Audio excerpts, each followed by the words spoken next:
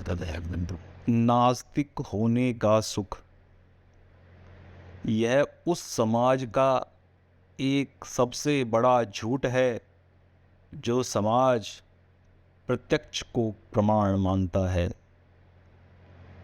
न्याय दर्शन, जो कि भारतीय दर्शन ही है और जिसका एक प्रमुख प्रभाव हमारे वेद और उपनिषद में बार बार दिखाई देता है। न्याय दर्शन प्रत्यक्ष को प्रमाण मानता है, अनुमान को प्रमाण मानता है और अनुभव को प्रमाण मानता है। और क्या आप जानते हैं कि नास्तिक भी प्रत्यक्ष को ही प्रमाण समझने का प्रयत्न करता है और सब बातों को झुठला देता है। एक छोटा सा उदाहरण बड़ा मज़ेदार है, आइए समझने का प्रयत्न करते हैं। नास्तिक से पूछा, किस बात पर विश्वास करते हो? उसने कहा, जो मैं देखता समझता हूं उस पर विश्वास करता हूं। ईश्वर पर विश्वास करते हो? नहीं, क्योंकि मैंने उसको देखा नहीं। ओ, तो क्या अपने पिता पर विश्वास करते हो? हाँ, मैंने उसे देखा है। आपने देखा है, पर पिता का संबंध कैसे स्थापित हुआ? क्योंकि मेरी माता ने बताया। माता कैसे मान लिया? उसने मुझे जन्म दिया। जन्म देने का समय देखा? हाँ देखा, पर मुझे याद नहीं।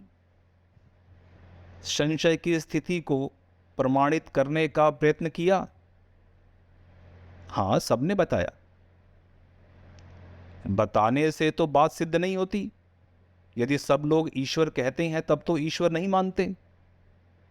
तो इस तरह कैसे मान लोगे? डीएनए टेस्ट करवा लूंगा। हाँ, डीएनए टेस्ट से तो ये बात सिद्ध हो सकती है, पर डीएनए टेस्ट कैसे करवाओगे? लैब में जाऊंगा और अपना ब्लड सैंपल, अपने माता पिता का ब्लड सैंपल दूंगा और वहां से यह बात पता लग जाएगी। तो वो लैब सही निर्णय ले रही है, इसके बारे में कैसे पता करोगे? हो सकता है वो लैब खुद ही गलत निर्णय ले रही हो, क्योंकि तुमने तो लैब का वेरिफिकेशन नहीं किया। नहीं, मैं लैब का रजिस्ट्रेशन चेक करूंगा। अच्छा, लैब का रजिस्ट्रेशन कैसे चेक करोगे? भाई देखूंगा कि उसे कौन सी संस्था ने लाइसेंस दिया है। लाइसेंस कैसे चेक करोगे? वेबसाइट पे जाकर। हो सकता है किसी ने वेबसाइट हैक कर ली हो तो। नहीं नहीं, वेबसाइट हैक नहीं हो सकती, क्योंकि सरकारी वेबसाइटों को बहुत तकनीकी विशेषज्ञ लोग हैंडल करते हैं। तुमने फिर विश्वास जताया। तुमने प्रत्यक्ष तो देखा नहीं। क्या तुम्हें पता है कि उस वेबसाइट को कौन कौन सा व्यक्ति सुरक्षित कर रहा है? उसकी क्वालिफिकेशन क्या है? क्या तुमने उसे देखा? नहीं नहीं, ऐसा होता है। होता है, तुम फिर विश्वास कर रहे हो। तुमने इसका प्रत्यक्ष प्रमाण नहीं देखा। तुम्हें जाकर तो उस व्यक्ति को देखना चाहिए और उस व्यक्ति का जो रिज्यूम है वो चेक करना चाहिए। और रिज्यूम से विश्वास क्यों करना चाह रहे हो? तुम्हें जाकर के उस यूनिवर्सिटी को चेक करना चाहिए कि उसकी डिग्री वहाँ से उसे प्राप्त हुई या नहीं हुई। और फिर क्या वो वही व्यक्ति है?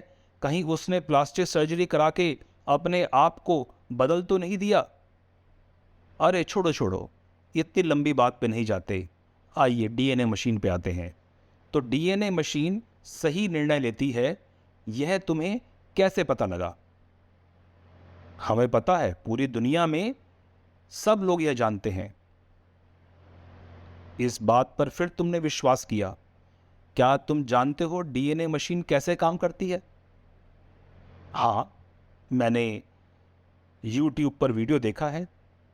ओ हो, तो वीडियो के माध्यम से तुमने समझ लिया, और यदि वीडियो में यह दिखाया जाए कि भगवान है तो उसे नहीं मानोगे, क्योंकि वीडियो पे दिखी हुई बात को तुम विश्वास करते हो।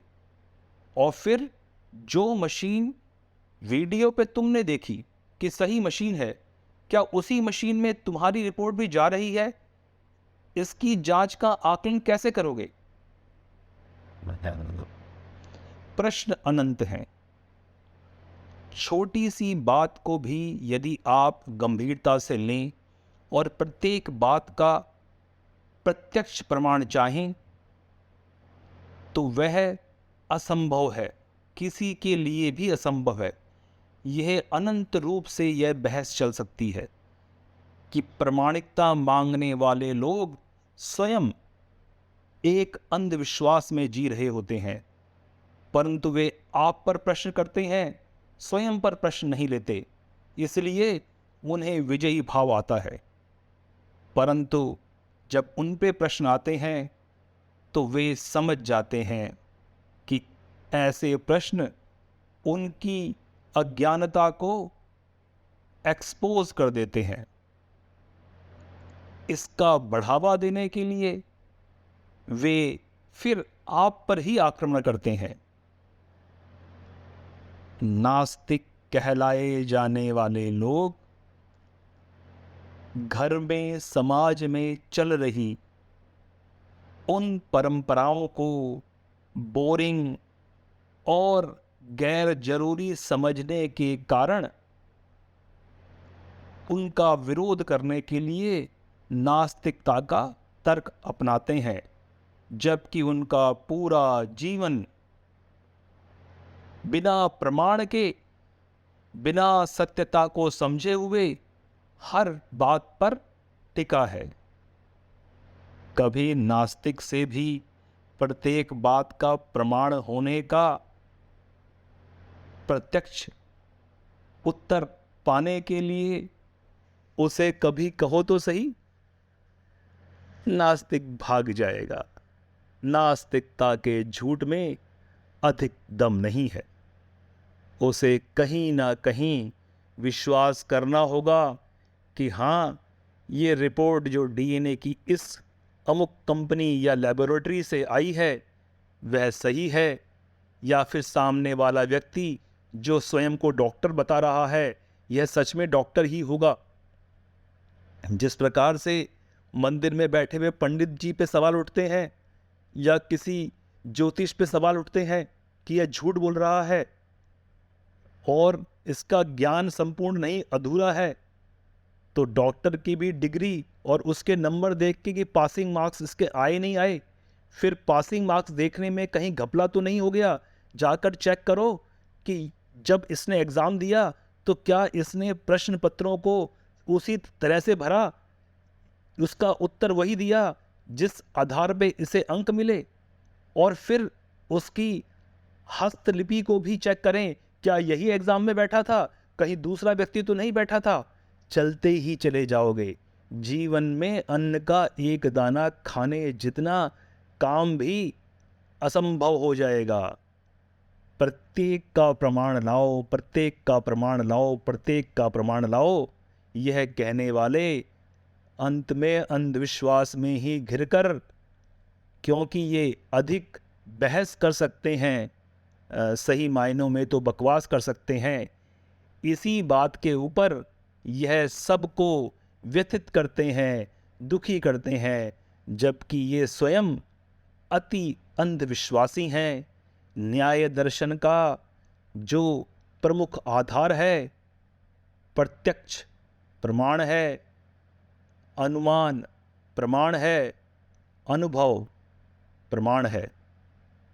इस बात को जो हमारे भारतीय दर्शन में हमारे देश के ज्ञानियों मनीषियों ने अपनाया, मूर्खों का एक झुंड अपनी मूर्खताओं से, अपने नास्तिक होने की बातों से बुरा भला कहता है। चलो उन्हें बुरा ही रहने दो, पर यह जान लो कि वो ईश्वरीय सत्ता को किसी भी प्रकार झुटला नहीं सकते, क्योंकि उसको करने से पहले जरा इनका ही डीएनए पूछ लो और प्राप्त कर लो उन तमाम लेबोरेटरी, उन तमाम प्रिंटिंग मशीनें, उन तमाम कथानकों की वो कहानियाँ जो इन्होंने मन में गढ़ ली हैं और कहीं ना कहीं विश्वास पे ही टिकती हैं। विश्वास ईश्वर का करें। और यदि किसी नास्तिक व्यक्ति या नास्तिक वर्ग को ऐसा तर्क हो रहा हो कि यह बात मूर्खता और तर्कविहीन जैसी लग रही है, तो वे स्वागत है शास्त्रार्थ के लिए। नास्तिक होने के सिद्धांतों को पूरा पालन करने वाले लोग शास्त्रार्थ के लिए आमंत्रित हैं।